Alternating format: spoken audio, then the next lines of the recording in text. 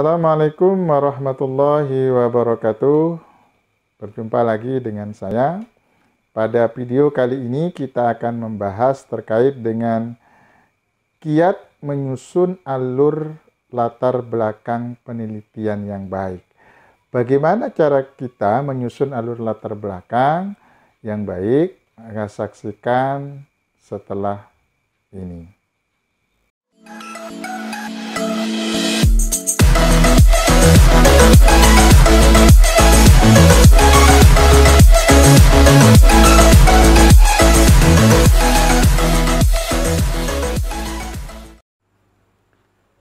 Menurut pendapat Djoko Soebagio, dalam menentukan rumusan masalah itu sebaiknya kita sebagai seorang peneliti harus memperhatikan beberapa ketentuan-ketentuan yang menjadi dasar kita dalam merumuskan masalah penelitian. Yang pertama, kata Soebagio itu adalah sebaiknya rumusan masalah itu dirumuskan dalam bentuk pertanyaan. Bahwa rumusan masalah itu harus berbentuk pertanyaan-pertanyaan dengan tentu standar standar 5W1H. Mengapa, bagaimana, adakah, apakah, dan seterusnya. Jadi standar-standar kata-kata kalimat pertanyaan itulah yang kemudian menjadi dasar kita untuk kemudian merumuskan masalah penelitian. Sehingga dengan menggunakan kalimat pertanyaan, tentunya nanti akan kita jawab dalam proses penelitian selanjutnya. Yang kedua, kata Soebagio, bahwa ketentuan yang harus kita perhatikan di dalam merumuskan masalah penelitian itu adalah dirumuskan dalam kalimat yang sederhana. Sebaiknya rumusan masalah itu tidak terlalu menjelimet, tidak terlalu panjang, dirumuskan dalam bentuk yang sesederhana mungkin, sehingga pembaca mampu menangkap pesan dari rumusan masalah itu. Dan kita juga sebagai seorang peneliti nantinya akan mampu menjawab pertanyaan-pertanyaan yang kita ungkapkan di dalam rumusan masalah tersebut. Ketika rumusan masalahnya terlalu panjang, tentu pembaca juga akan kesulitan memahami maksud atau makna yang ingin dipecahkan oleh seorang peneliti tersebut.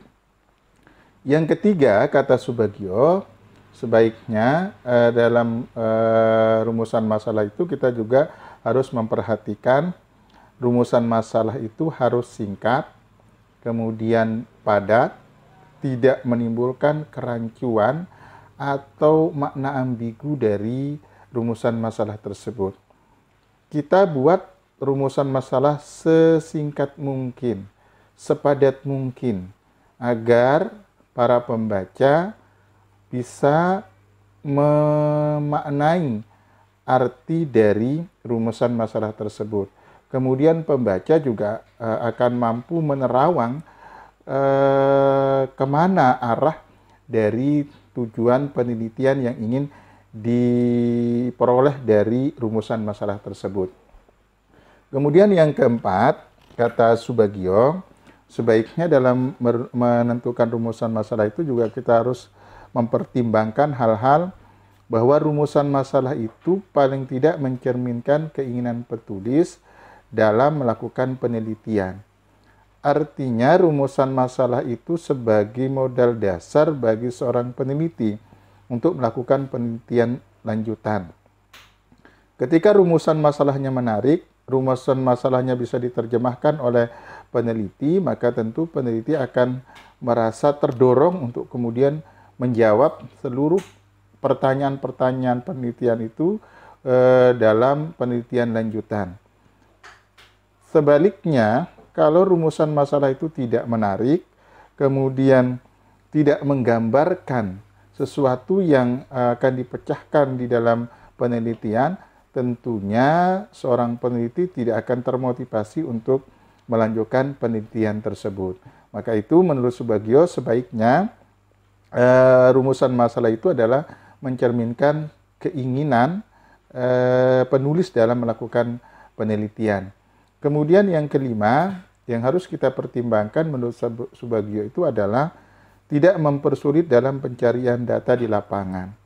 Rumusan masalah yang kita buat adalah rumusan-rumusan masalah yang memungkinkan kita pecahkan di dalam penelitian, baik penelitian yang sifatnya kuantitatif maupun kualitatif. Sehingga rumusan masalah itu nantinya akan diperoleh data di lapangan. Kalau rumusan masalahnya terlalu sulit atau terlalu bermakna ambigu, bermakna bias, maka tentu peneliti akan kesulitan memperoleh datanya di lapangan. Karena itu sebaiknya rumusan masalah itu adalah rumusan masalah yang kemudian datanya itu bisa diperoleh di lapangan berdasarkan hasil riset-riset yang dilakukan oleh peneliti itu sendiri. Kemudian yang keenam, ketentuan yang harus diperhatikan dan dipertimbangkan dalam menyusun rumusan masalah itu adalah rumusan masalah dapat dipakai sebagai rumusan hipotesa. Jadi rumusan masalah itu sebagai pijakan peneliti untuk membuat hipotesis. Kalau kita berbicara hipotesis, kan hipotesis itu ada dua. Ada hipotesis alternatif atau kerja, ada hipotesis nol atau nihil. Sehingga dengan rumusan masalah itulah yang kemudian menjadi dasar pijakan bagi seorang peneliti untuk membuat hipotesisnya. Apakah hipotesis alternatif atau hipotesis nihilnya. Kalau rumusan masalahnya berbunyi seberapa besar pengaruh ke metode mengajar guru terhadap prestasi belajar siswa di kelas X, maka itu akan menjadi pijakan bagi seorang peneliti untuk membuat hipotesisnya. Hipotesis alternatifnya berbunyi ada pengaruh yang signifikan antara metode mengajar guru dengan prestasi belajar siswa di kelas X.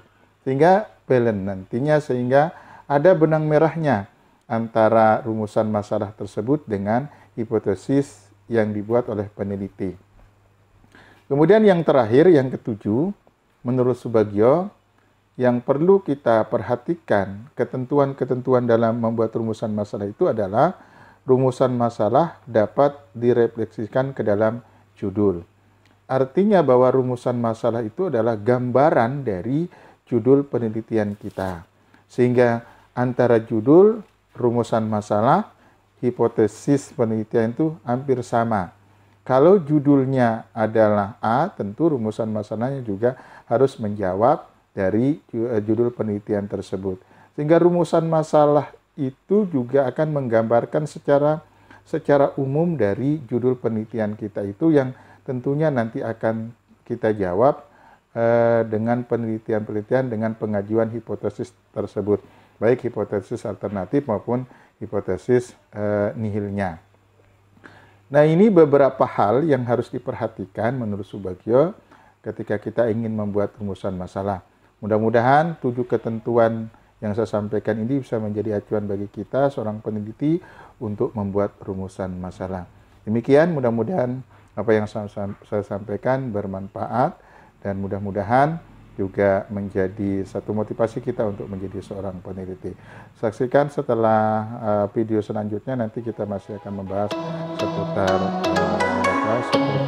rumusan masalah. Demikian, assalamualaikum